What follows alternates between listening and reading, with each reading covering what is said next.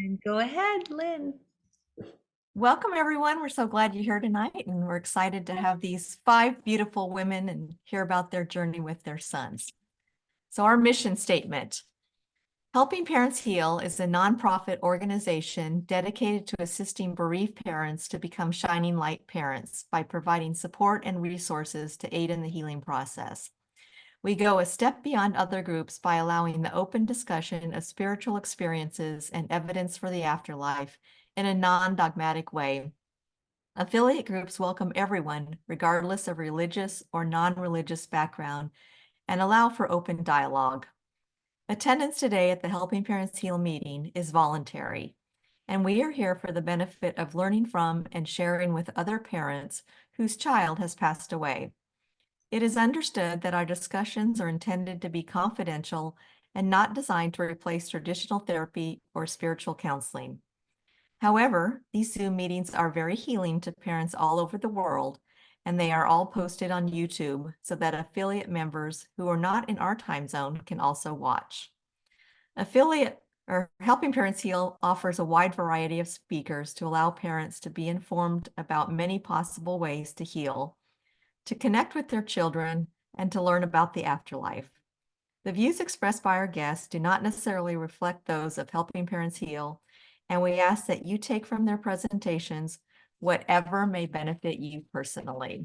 So welcome, everybody. And our first beautiful speaker is Sheri Abdu, who is one of our new caring listeners with her baby son, Gabriel. Yes, thank you for joining us, Sheri. And she's joining us from California. And we're thrilled to have you here this evening.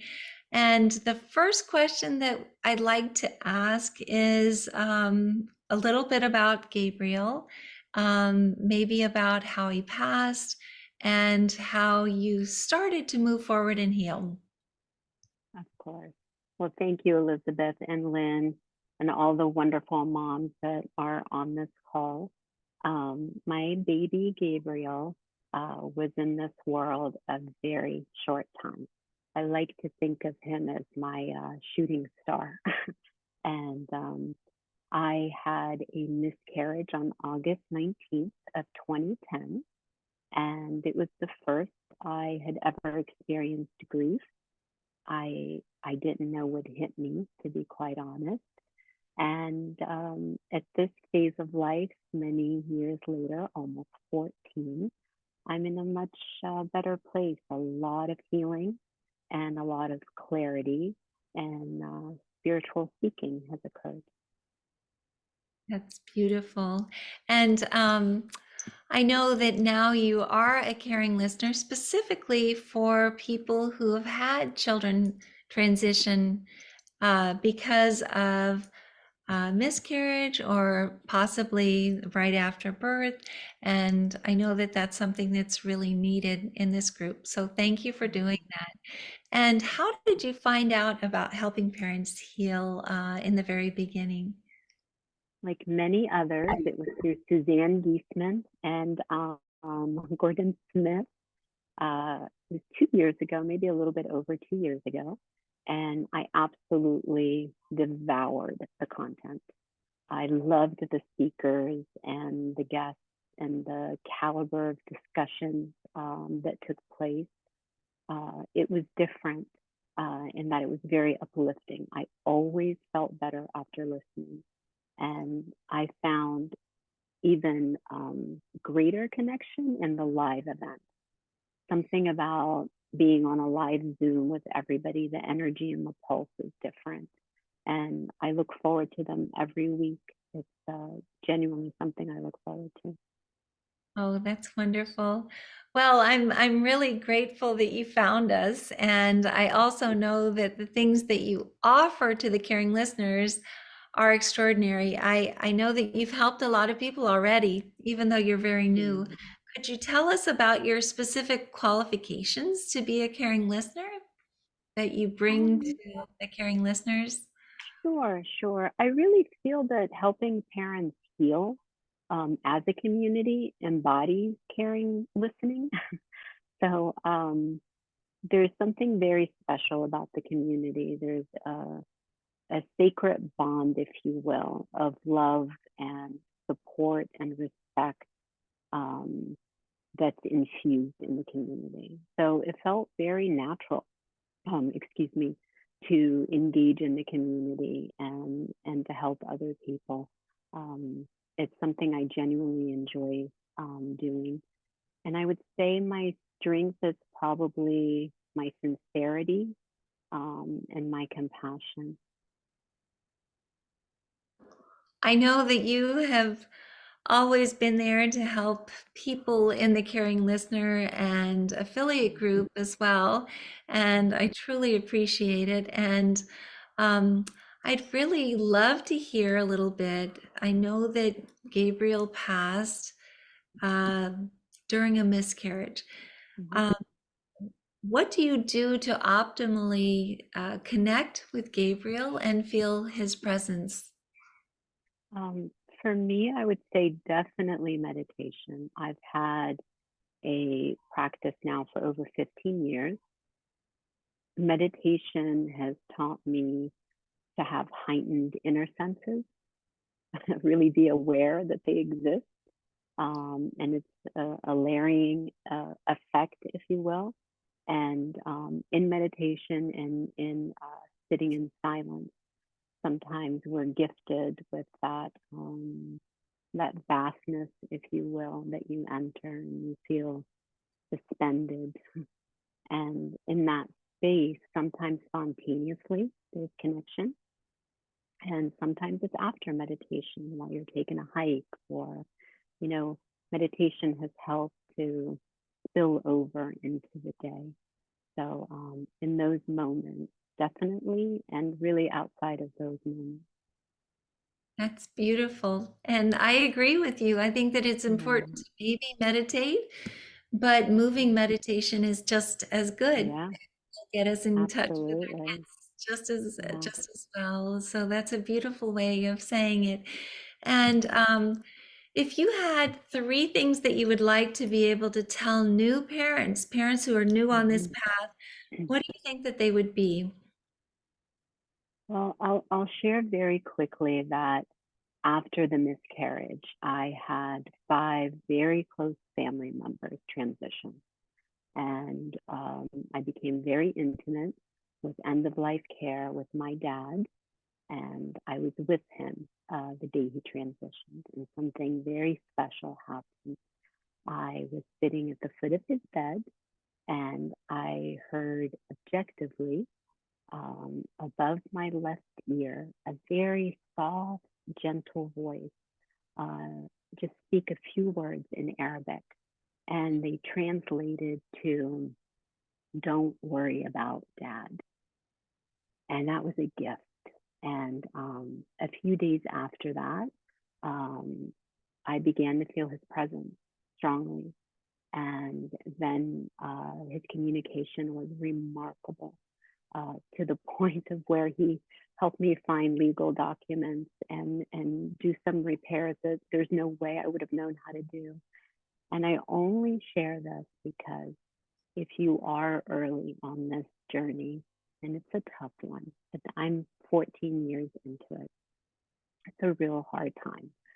But if you have that fear that your child transitioned alone, or you may not feel your loved one's presence or be able to communicate with them again, I can assure you from my experience, you can do all of those things. You can absolutely feel them again and communicate, and they did not transition alone. And it's different, and you learn to navigate new ways of communicating, but it's absolutely possible and very enriching. That's beautiful.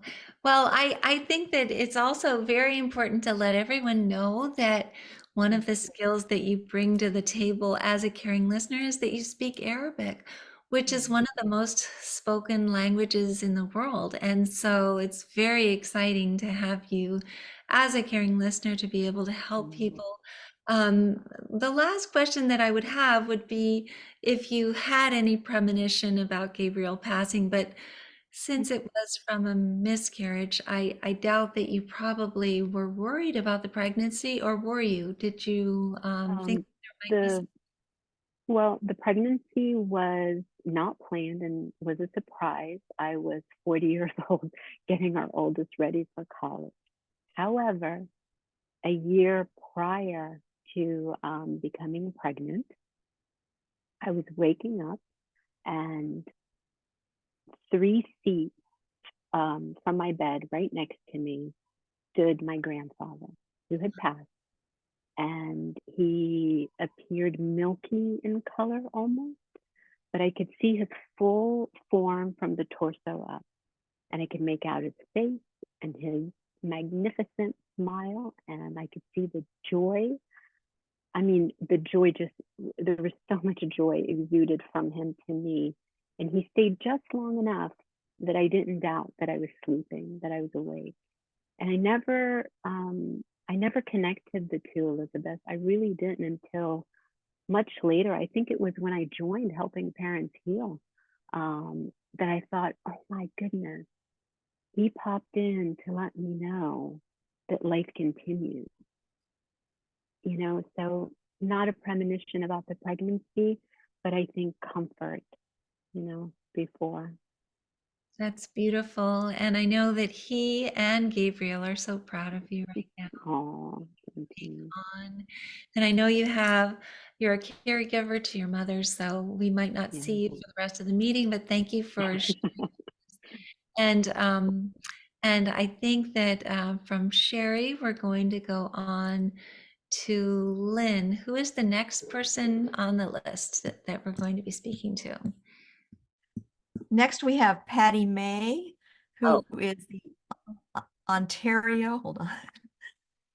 She Ottawa. is Ottawa affiliate leader and co-affiliate director with her son, Adam. So welcome, Patty. Yes, and we are so excited about Patty because of the fact that she and Kathy McManus and Roseanne Norris have taken over the role of being our affiliate directors. So if anyone is thinking of starting a group, or if anyone is an affiliate leader who needs help, they've been really wonderful with everyone. And I've known Patty since almost the beginning of Helping Parents Heal, because her son Adam passed at about the same time that my son Morgan did. And so I would love to hear more about Adam. Maybe you could just tell us about his transition and just a little bit about his personality. That would be wonderful. Sure. Um, my son Adam was 17 when he passed. He left this world in a tragic car accident. And this year, Adam has been on the other side for 17 years. So he was 17 when he left. I had him here for 17 years, and he's been on the other side for 17 years. And Adam is my youngest and my adventurer. And we always joke that having Adam, we would have gone on to have more, but he was like having 10 kids. And he had so much energy, and he was so much fun and so present in our life. He'd come in, slam the door, I'm here, and funny and shenanigans and a big life. For a young boy, he led a very big life. Friendly, fun, yeah, shenanigans, the whole spectrum with Adam. Well, and I feel him all the time. I know that he and Morgan are really good friends. I see them hanging out together. But tell us about how you discovered Helping Parents Heal and which of the services you first used. You might have actually just jumped into being an affiliate leader before using any services. I think I did. And I have to tell you, it's so funny because I was with Sheri Pearl, and we did, she was doing a prayer group. And I had found your group, and I found that she knew you somehow. And I said, do you know Elizabeth Boisson? So she put us in touch with each other. And it was so sweet of you because you said, any person who's a friend of Sheri's is a friend of mine. And I thought, oh my God, I love this lady. So that's when I started with Helping Parents Heal. I knew right off the bat, this is for me. And yeah, it was 2012 that we started. So it's been a long time we've been in this group. I had been in other grief groups, and I still am, but I didn't feel I could really truly be myself and talk about the things, these miraculous things that were happening with Adam, that you just want to shout it from the mountains, you know, oh my gosh, my son is still here. And I couldn't do that in other groups. And so when I found Helping Parents Heal, I was home. It was like, I can really talk about Adam and share with other parents, hear their stories, and know our children live on. Well, I just want to also just say that Andrea Corey is on here this evening, and she's so beautiful and such a huge bright light. And of course, she does sound healing for us. But she was in your group for a very long time as well with her beautiful Chloe. And she ended up writing a book about the different stories from the children in your group. And first of all, she had written a channeled book from Chloe, but then she wrote this, which was called, oh, I always have a hard time. Magical Thinking Magical Not. Thinking Not, exactly. Yeah. So, Magical Thinking Not. Both of those books are available to download. Andrea always allows you to download them for free. So if anyone's interested in learning more about your group, it's possible to do so by going to her website and downloading those books. But I wanted to keep going with the questions. What do you think that you're, as an affiliate leader and now an affiliate director, what do you think that you are your strengths, and also what motivated you to do this? Maybe you can tell us why you took on those two roles. Well, first, I love this group. And like I said, I just love to spread the word. I feel Helping Parents Heal is like a big tsunami worldwide. Like it's come to us that we've gotten these amazing signs and connections with our children. And it just seems to be, you know, going out in waves to the world. And to be part of that, I feel it's a privilege. And I love to support what I believe in. Yeah, so being an affiliate leader, when I first started, I wanted to do that. I always say I don't really do anything. I just hold space for people to come, and their children do it all. So when people come to me and they're maybe in a really difficult stage of this journey, I just right off the bat, I know right off the bat their children are right there helping them. It's not me, but my belief in their children. I go, I know your child is right there, or children, and they're going to do it in your time. I agree completely. I think that all of our kids are helping us so much. What have you learned about optimally sensing Adam's presence, connecting with him? I love that question, and I'm so excited to answer.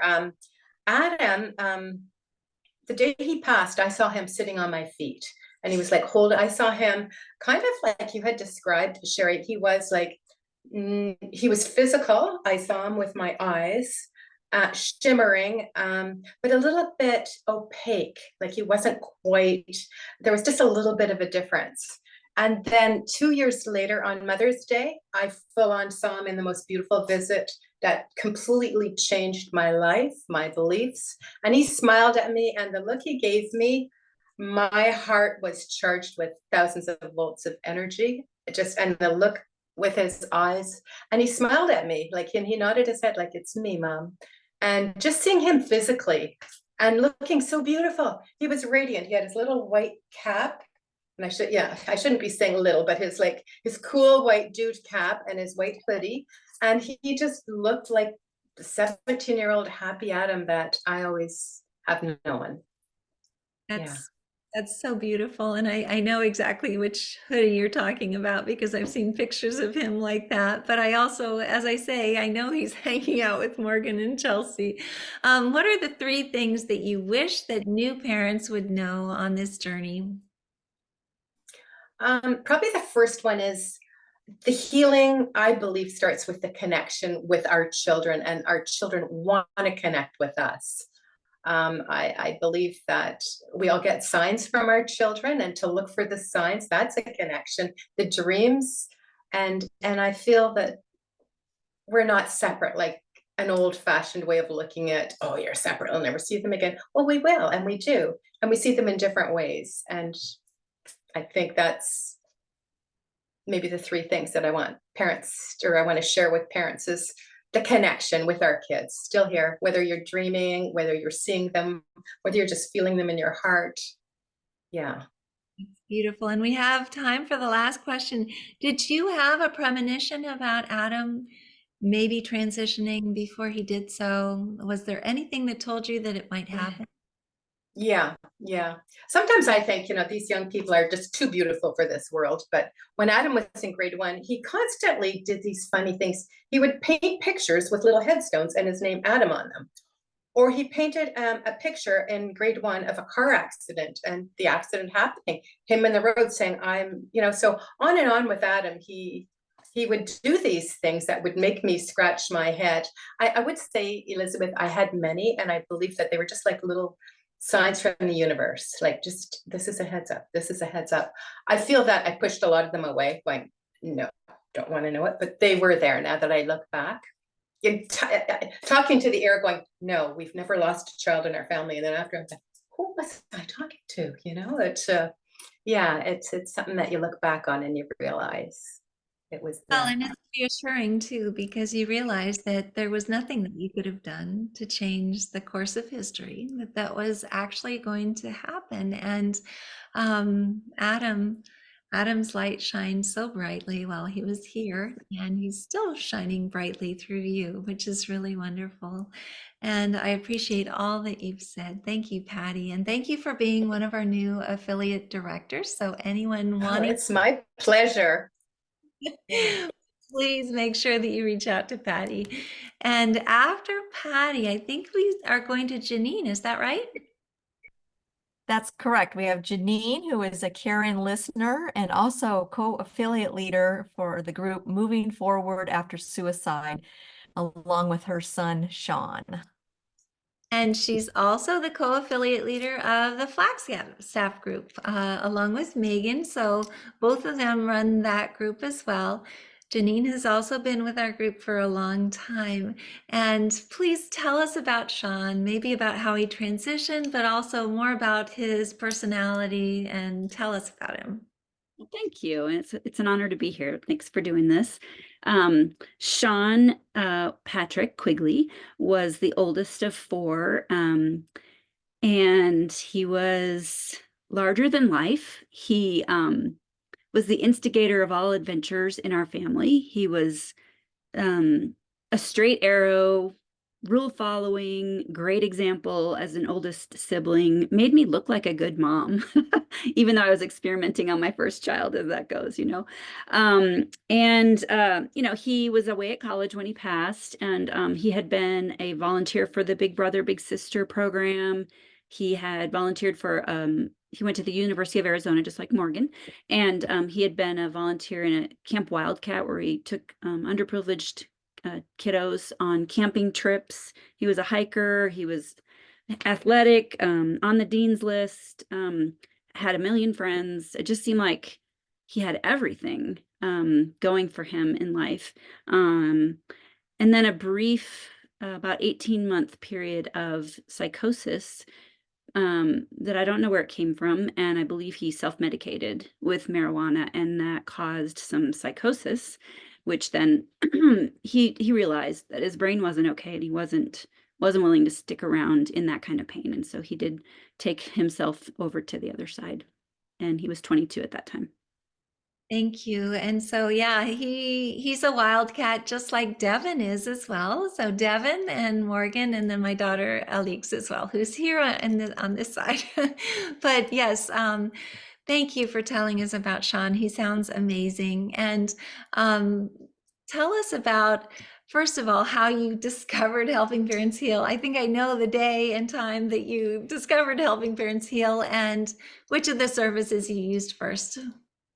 Well, I just have to say, I grew up in a religion that was not okay with, seeking any kind of communication in the afterlife. And I, about 6 or 7 months in, I just decided I couldn't worry about that. And so I Googled a medium in North Phoenix, because I didn't want anyone in Flagstaff to know that I might want to do that. And Suzanne Wilson had a one-day conference, And actually, I couldn't even get in. I was on the waiting list, and sarcastically, I said to the air, "Okay, Sean, if I'm supposed to get into this thing, get me in."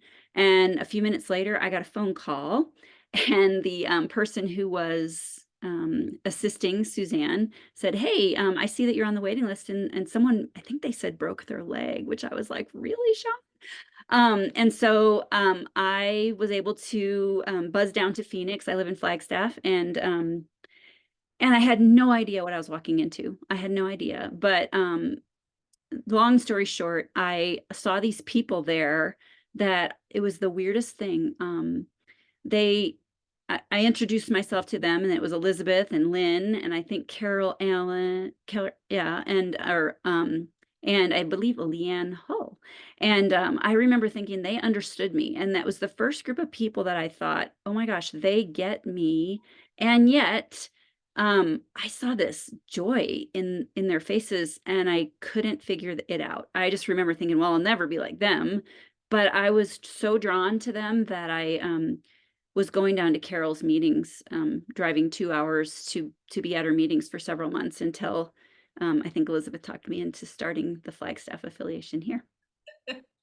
And you came to a meeting at Unity in the very beginning too, which was really wonderful. I don't know if you remember that. And that was also such a wonderful experience for all of us. But thank you, yes, for starting that Flagstaff group and then taking over, moving forward after suicide. Could you also tell us, I know that you are an affiliate leader for 2 groups now. What would you say are your strengths in leading those groups? You know, I believe my healing is very much affected by helping other people heal. And when I first started the Flagstaff group, I was a little over a year into the journey, and I really did not feel qualified to do that. But as I think Patty said, it's really about holding space, and it's really not about any wisdom that I might have. It's really like, and I love your description. It's the kids that are that bring us all together, and if you do just hold space and not worry what's going to come out of your mouth, it's amazing what can come through you. And I think that's a strength. And I love to entertain, if you will. And so I always do it at my house. So we open the doors, and it's just very relaxed. And then our online group, thank goodness for Megan, because we trade off, and we do it twice a month. And so I do one week and she does the next week. And it just kind of takes the pressure off. And the same thing, we just really conduct it like an in-person meeting, where we sometimes have a question that we might use as a conversation starter, but really kind of let people say what they need to say. And so it just comes naturally, I guess. Talk about their kids. That's wonderful. So what 3 things would you say to someone who's new on this journey? I've come a long way. I've spent 7 years and 4 months and some change, but I believe that this human experience is just an experience. And I believe that it's so much bigger than that. And it's a blip in time. And I do, as a caring listener too, I do tell people if they can think about it that way, even just for a few minutes at a time, and take themselves out of that, cyclical negative pattern, to kind of zoom out and think about it as an experience. Or you're a player in a play, you're an actor in a play, and you're acting out this story. And then the third thing would be, if that's true, I really want to get everything that I came here to get out of this experience. And the reason that Sean did what he did was so that we could all grow. I don't want to mess it up, and I don't want to waste a second of this journey. I want to, when I cross the finish line, see his face, and I want him to be proud of me. So Isn't that beautiful? Yes, we all want our kids to be proud of us. And I just think it's so wonderful when you think of all of these kids, instead of being in a maternity ward with the dads looking at all the little babies in the maternity ward, it's the parents, or it's the kids up above pointing at the parents and saying, that's my mom, that's my dad, and look at what they're doing. And again, as I always say, I'm sure that they high five each other every time that we smile. So that just is so beautiful what you just said, Janine. I love it. And thank you. And did you have any premonitions about Sean passing, or did you fear at all that that might be the case? Yes, as Patty said, in retrospect, there were lots of things. He was wise beyond his years. He knew things and acted in ways that I know I didn't teach him. But there was a specific time before, about 2 years or 2 years before he passed, that I was adoring him. I was watching out the window. They were supposed to be cleaning our boat. We had just come back from Lake Powell, and the kids were all out there, and he was snapping towels at his sister, and they were goofing around. And I was just staring at him, just being so in love and just feeling so lucky that I had him. And there was a voice right here. I had never experienced that before. And it said, things are not always going to be this way. And I was like, what? And I just passed it off as mother paranoia or whatever. And then when he was kind of spiraling down, I was out for a run one day, and I was actually praying while I was running. And I prayed in the traditional way, and I asked God to work through Sean's experience and his trials that he was going through, because he was such a good person. And I knew that he could have turned it around and he could have helped a lot of people. And that same voice came back and said, your prayers are not going to be answered the way you want them to be answered. And that one took me to my knees, and I was sobbing on the forest floor. And then after he passed, I think people signed up to walk me, like they signed up for a meal train. I think my friends signed up to take me out on hikes. And I was out hiking one day, and I came across that same place, and I didn't hear the voice that day, but I just got this sense that I was told ahead of time, and I was told in the midst of it, and that it was out of my control, and there was a greater control or a purpose. And it was incredibly comforting. And so, yeah, that's, and that actually, I thought, at the time, I didn't know what that voice was. And now I believe it was probably a spirit guide or an angel or some sort of messenger that, and I needed that, because with suicide, there is, with any passing of a child, there's a lot of guilt. And I think with suicide, that's one thing that parents talk about a lot. And it really has helped me to release that. It's beautiful. And we all know that every way of passing is an exit point. So if Sean hadn't transitioned by suicide, he would have transitioned by something else, a car accident or something else, being at the base camp of Mount Everest. I mean, that's just the way that we now understand the world is. And anyway, thank you so much, Janine, and thank you for all that you do for all of the parents in Flagstaff and all of the parents who are part of helping parents heal moving forward after suicide. And we're going to keep going with that same group with Megan McCarthy. Megan, how are you? So Lynn might want to say something about Megan first. Did you want to introduce her? I'm sorry. You're muted. But I can introduce her. It's okay. Whatever works best. Are you having trouble unmuting? There we go. Next, we have Megan McCarthy, who works with Janine, and she, along with Janine, is the co-affiliate leader for Moving Forward After Suicide, and the affiliate leader for the Flagstaff group with her beautiful son, Lane. So welcome, Megan. Yes, and I just want to quickly say too that both Janine and Megan are going to be part of a suicide panel at the Helping Parents Heal conference. And I also want to just point out that we don't do these panels, or we also have one for substance use that Lisa Arnold will be heading up, because of the fact that we think that there's any difference in the way that children have transitioned. It's only because the parents have a hard time here in the physical dealing with the reactions of other people here, I think. And so everybody who has decided to create a group like this has done so because they want to be with other parents who have experienced the same thing. So Megan, tell us about Lane and maybe about how he transitioned and his personality. I'd love to hear.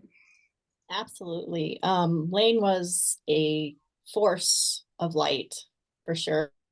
He had so much energy and it was just it was contagious to be around. I could never be mad at him for too long because he could just look at me and I could crack a smile with his love. He had a great sense of humor. He loved to break the tension with a joke. So he was always good at getting everybody laughing or um, he loved to get me out of bad moods, which was awesome. He was extremely sweet as a little child, always full of hugs and kisses. And he was quite an adventurer.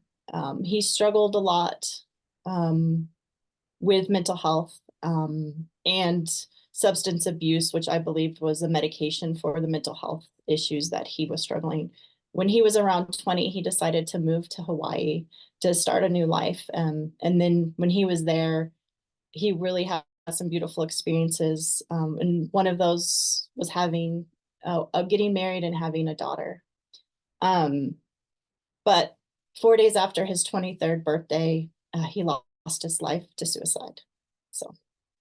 Oh, goodness. Well, thank you for picking up and carrying on with Janine, because I know that this is such an important thing, and it is a very difficult thing, but at the same time, we all know that somewhere deep down, this is part of our soul plan and part of his soul plan as well, and he must be helping you a lot from the other side. And moving on from that question, how did you discover Helping Parents Heal? Was it through Janine, and which of the services did you use first?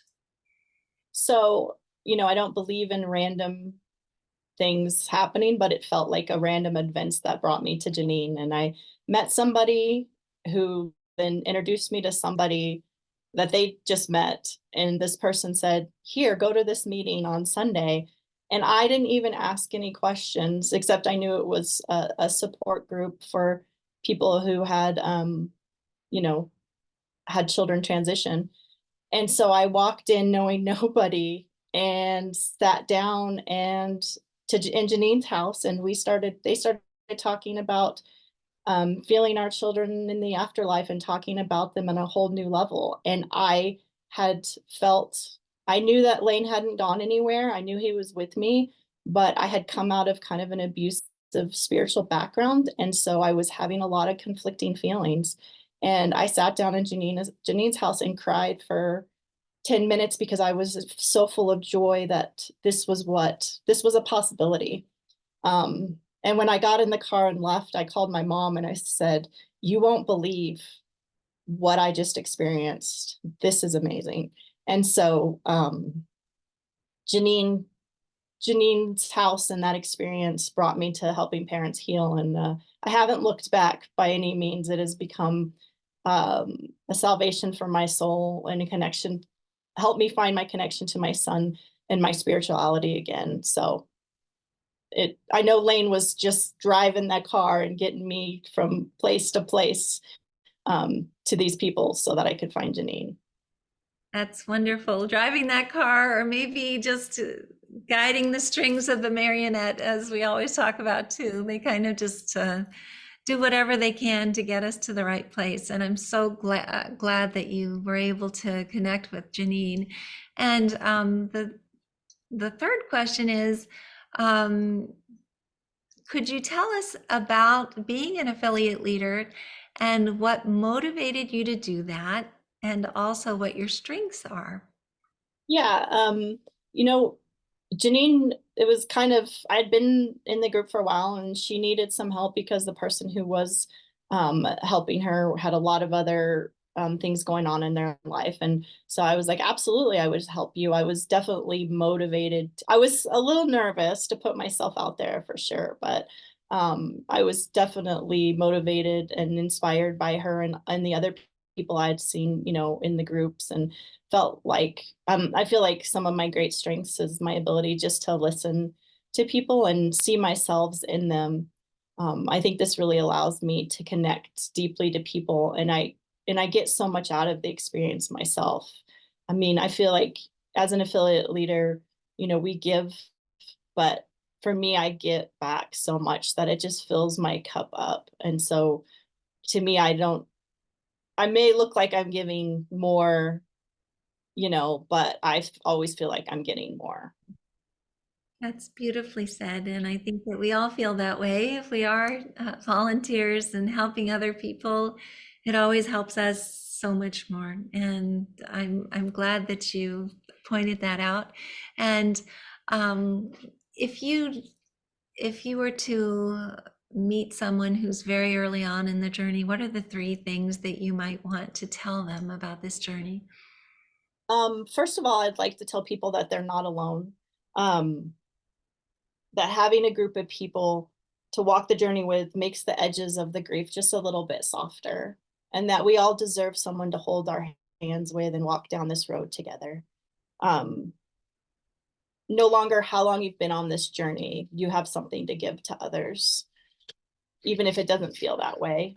And that there's no separation with our kids. I feel like we're bonded with what I like to imagine are ribbons of love carried by light. And we can't break these bonds, we can only strengthen them. And by, working and hiring our vibrations, we can strengthen them more and more. But there is no separation, and there can't be. I love that expression, ribbons of love carried by light. I don't think I've ever heard it before, but that just makes complete sense to me. And thank you for saying that. And one last question, did you ever have any premonitions about Lane passing, or was this something that was totally unexpected? So I never really felt like he was going to be with me for very long. And it was kind of in the back of my heart. And I never really wanted to sit with that feeling much. And I always thought, oh, you're kind of just, you know, nervous and paranoid. But I remembered it. I had a dream when he was a baby that him and his sister, who are only 2 years apart, were in the bath together. And in this dream, my spirit guide came to me and said, you can only save one of them. And I woke up from that dream just besides myself. And I was very young. I was only 19 years old, or 20 years old when that happened, that dream.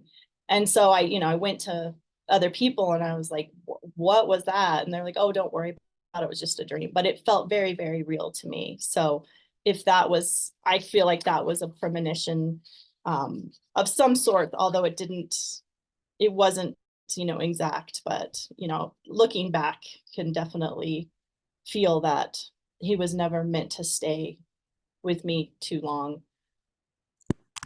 That's a beautiful way of saying it, and I think it is something that many of us experience as well. And thank you for sharing it with us, and thank you for sharing about being an affiliate leader in Flagstaff and moving forward after suicide. I'm excited about the panel, and I can't wait to see you both at the conference.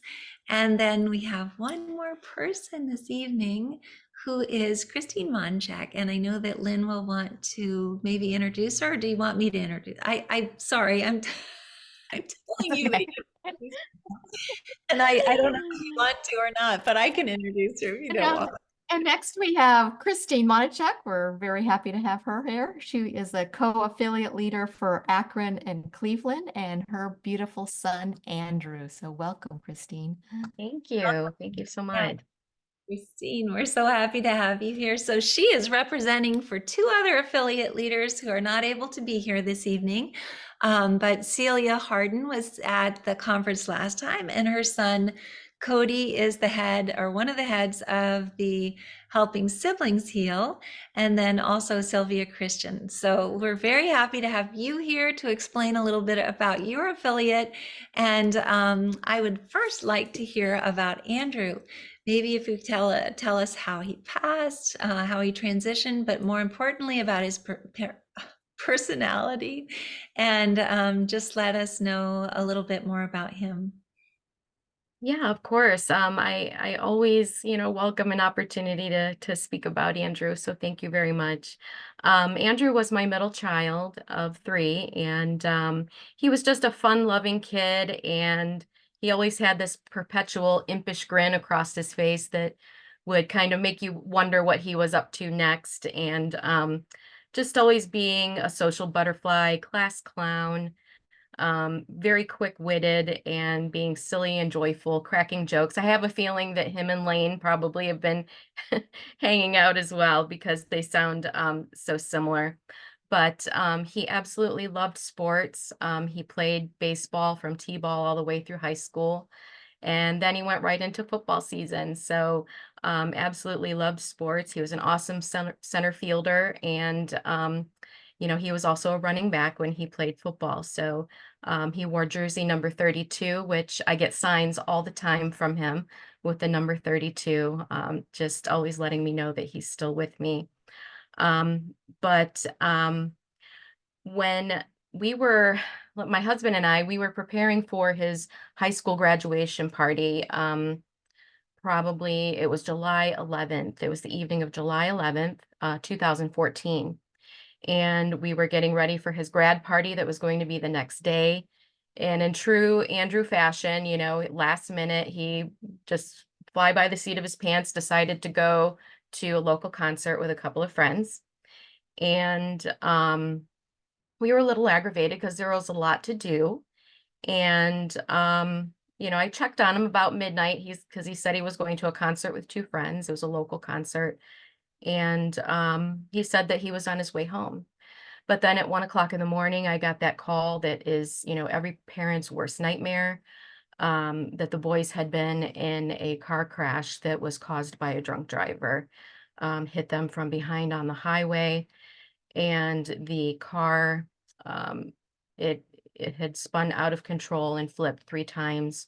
Andrew was ejected and taken to the local trauma center at Akron General Hospital, and um, just for like a week, his body just continued to shut down. And, um, those were the hardest words ever spoken to us, was that to hear that our Andrew was dying and that there was nothing else that they could do because of the traumatic brain injury. And then, we had to make that difficult decision, devastating decision to take him off life support. Um, and he took his last breath on July 19th, 2014. But that was just 1 month after his 18th birthday. And we literally went from planning a high school graduation party to planning a funeral in the blink of an eye. It was very, very difficult. So, but before Andrew left, he did come to my husband in the little conference room where we were staying outside of the ICU. And he woke my husband up. And my husband saw him just kind of translucent and just in a flowy hospital gown. He described his chicken legs, out from underneath the gown. And he was light. His head was light. His arms were light. So I really truly believe that our children are light, and I hope that brings some comfort. That's It was beautiful. truly a gift. Oh my goodness gracious, that gave me goosebumps. I'm sure it gave everyone goosebumps, and it's just beautiful. And thank you for telling us about that. And oh my goodness, I'll hold Andrew close to my heart. Tell us about how you found Helping Parents Heal, and about maybe one of the first services that you used through Helping Parents Heal. Oh, of course. So through my dear friend Sarah Rubel, and she actually is local to me as well, and is the new affiliate of Soul Planning for HPH. So I'm excited to be kind of helping her out behind the scenes on that. And I believe it was in 2017 that she had told me about it. And there was not a local group here, but I did attend the conference in 2018. So that really kind of started me on this path, was that there was no group locally here. I was so overwhelmed, but I was also so welcomed and felt so enveloped in love, guided by all of the Shining Light parents there. And I knew it just felt like home. And I knew that's what I needed to do. And the first services that I used actually was a reading from the provider list, which was Jamie Clark. And I had a fantastic reading with Jamie. So Oh, that's wonderful. Yes, and that 2018 conference was amazing. It was so much fun. It was a lot smaller than the 2022 conference, and that one's going to be smaller than the one in 2024. But I'm really excited that you were able to be there because it's one that is definitely near and dear to my heart. Um, so tell me about serving as an affiliate leader, and I understand what motivated you to do that, and I think it's wonderful that it has to do with Sarah. What do you think your strengths are?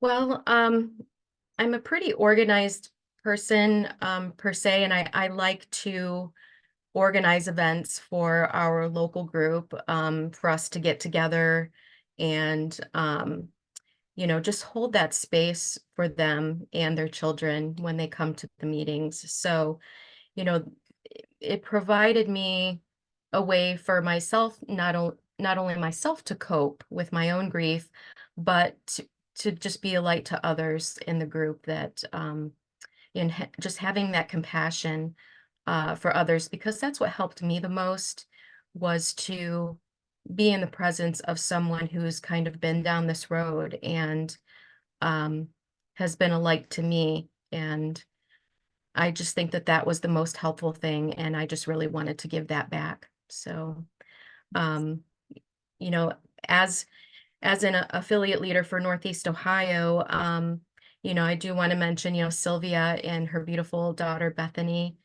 and, Celia, and of course, her son, Cody, and And her Quinn. son Quinn, and Cody's brother Quinn. So, they've been a wonderful help, and it's just an awesome story behind that. Actually, when we first were starting the group, Sylvia and I, there's a local place called Maria's Fields of Hope, and they plant thousands of sunflower seeds. And so these sunflowers grow throughout the summer, and it draws people there to write a note to your child in spirit. And you put the note, you tie it on a sunflower. Well, Sylvia and I had been talking about starting the group, and we really believed that Bethany and Andrew had a hand in this, because Sylvia went to the same place, went to go put her note on the sunflower, and it was the same sunflower that my son Andrew's was on. So we knew that we had to start this Northeast Ohio group, and that's when it got started in 2019. That's beautiful. What a great thing. And that's pretty amazing in a field of sunflowers to find the right one that way, because it's like looking for a four-leaf clover, I would think. Yes, absolutely. What have you learned about optimally sensing Andrew's living presence since you have started this journey? Well, I started hearing and feeling Andrew very early on, and I've worked very hard to, kind of enhance uh my clairs, my clairaudience, my clairsentience, to develop those to be stronger. And I know that he's had a hand in that as well. But early on, I did see Andrew. It was shortly after his burial that I was awoken in the middle of the night for some water, and had gone down the stairs. I didn't have my glasses on, so I couldn't see a thing really. But I saw just a blurry image, on the couch. I thought it was my daughter sleeping there, but I just walked right up to him. I felt guided. I felt that I was able to see but not touch and not say anything to him, but he was there. And when I looked into his face, like, there was no fear. I knew it was him. but his face was energy, but I felt his energy. And I just kind of walked to the water cooler in the kitchen and I took a drink of water, kind of side-eyeing, watching him. And I just kind of felt guided back upstairs. And it was almost like an out-of-body experience. But later, I did come to find out after talking with Dr. Mark Pitstick that that was Andrew as a post-material person in my living room. So that was him. So very early on, I learned to sense him and to trust that. That's beautiful. Oh my goodness. And what are three things that you would tell people who are early on this journey about this grief journey, or about the healing journey is what I like to call it, because it is a healing journey? I would definitely say that your child is with you more than you know. The signs and the synchronicities are real. Just to be open and acknowledge it, and allow your child to help you to see this life through a different lens and to focus on those possibilities. So, and then just to trust that and just to kind of surrender to it. It's kind of hard to explain. Maybe it kind of is enfolded by that soul planning, right? Allow the faith in your child's existence to be expressed through your love. And just know that you are not alone. And that there are so many shining light parents here to help you along the way. And third, just to show up for your child, and whether that be through learning, through workshops, using healing modalities, whether you're a truth seeker, once you get that taste of hope and the knowing that there is no doubt that your child still exists in a different way, but there's no turning back, and just to move forward with them in this new way and nurture that continued bond. So That's beautiful. Oh my goodness. Thank you, Christine. And you did a wonderful job of thank you. representing the Akron Cleveland group. I want to, before we sign off, I'd like for everyone to unmute, and I'm going to call out each person's name. And when I do, I want you to say the name of your son or daughter out loud.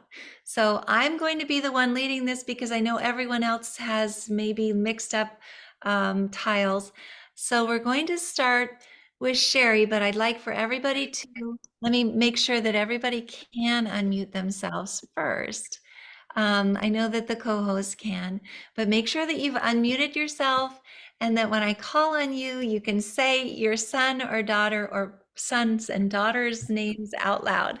So Sheri, go ahead. Gabriel. Beautiful, Gabriel. Patty. Adam. Adam. Beautiful, Adam. Lynn. Devin. Devin, yes, beautiful Devin. Christine. Andrew. Andrew, yes. Noreen, can you unmute?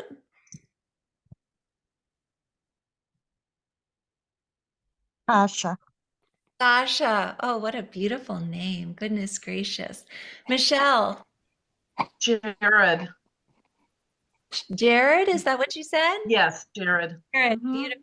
Thank you. Andrea. Chloe. Chloe, beautiful Chloe. Janine. Sean. John. Oh, goodness. Najwa. Alexandra. Alexandra, what a beautiful name. Joanne.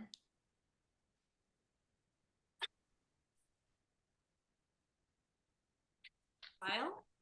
Kyle. Okay, thank you for saying Kyle. Kind of far away from the screen, but we heard you. Christy, you're not unmuted. Can you unmute? Brandon. Brandon, thank you. Megan. Lane. Lane, thank you. Deb.